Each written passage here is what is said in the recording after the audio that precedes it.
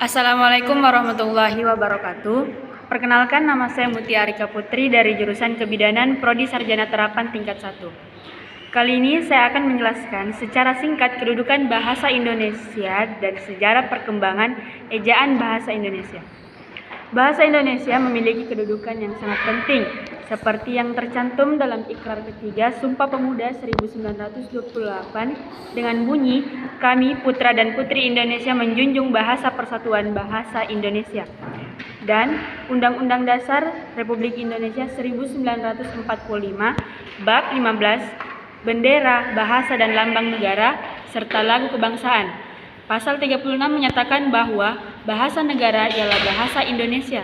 Dari kedua hal tersebut, maka kedudukan bahasa Indonesia ada dua, yaitu sebagai bahasa nasional dan bahasa negara. Bahasa Indonesia sebelumnya berasal dari bahasa Melayu. Bahasa Melayu dipakai di kawasan Asia Tenggara sejak abad ke-7. Saat itu, bahasa Melayu digunakan sebagai bahasa perdagangan oleh para pedagang dari luar Nusantara. Berawal dari bahasa Melayu, berhubungan dengan budaya asing yang kemudian mengubah istilah bahasa Melayu menjadi bahasa Indonesia pada tahun 1926. Kemudian ejaan bahasa Indonesia dari masa ke masa, yang pertama itu ada ejaan Van Ophuijsen atau ejaan lama, adalah jenis ejaan yang pernah digunakan untuk bahasa Melayu dan kemudian bahasa Indonesia pada zaman kolonialisme Belanda. Kedua, ada ejaan Republik.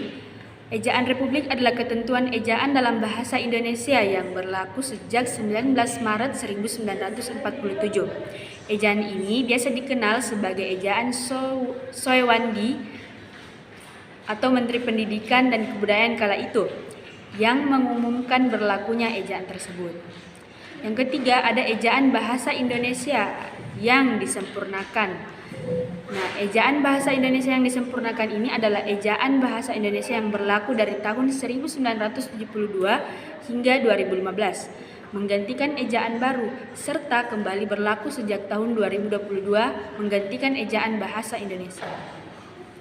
Kemudian yang keempat, ada ejaan bahasa Indonesia yang disingkat EBI, adalah ejaan bahasa Indonesia yang pernah berlaku sejak tahun 2015 hingga 26 November 2022.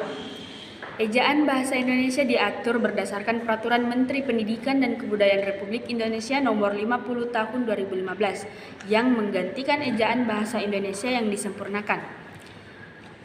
Kemudian yang kelima, ada EYD 5, merupakan bentuk kaidah kebahasaan yang lebih adaptif, responsif, dan akomodatif sehingga penggunaan bahasa dapat mengapresiasikan pemikiran, ide, dan perasaannya dengan lebih tertib, baik, dan terarah.